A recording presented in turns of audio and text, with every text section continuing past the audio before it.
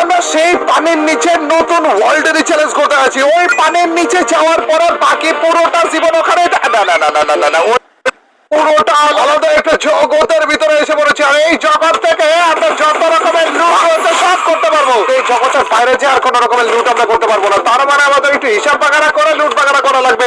চান্দুকে তো আমরা চান্দু দেশে অলরেডি পাঠিয়েও দিয়েছি। এখানে নতুন গানটা মনে পাবো না।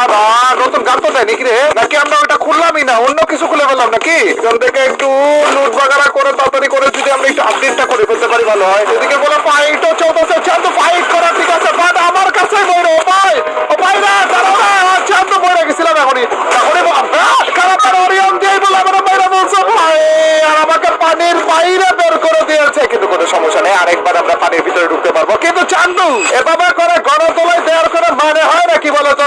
আরো একটি বার কিন্তু দেখতে পারবে চান্দু।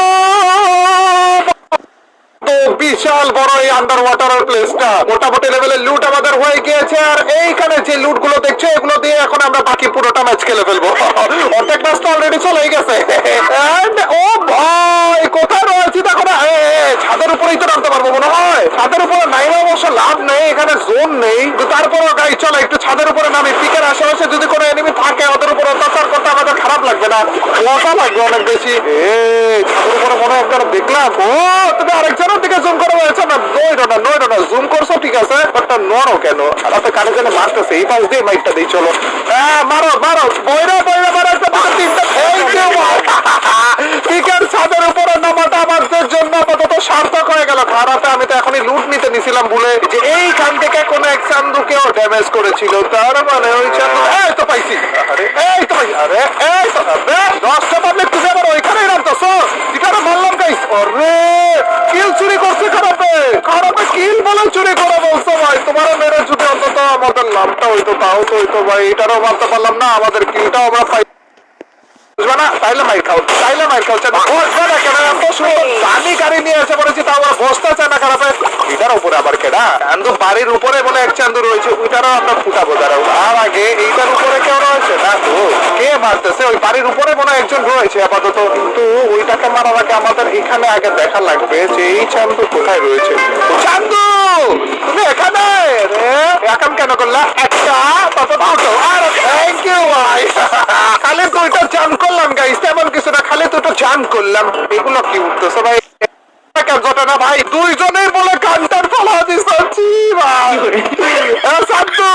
না গাইস, এটা আমাদের টিম আপ পাবলিক না, এমনি পাওয়া গেছে এর জন্য টিম আপ করতেছে। এরকম কিছু হবে মনে হয়। এই একাম কেন করতেছে? রেস্ট করতেছে বলে।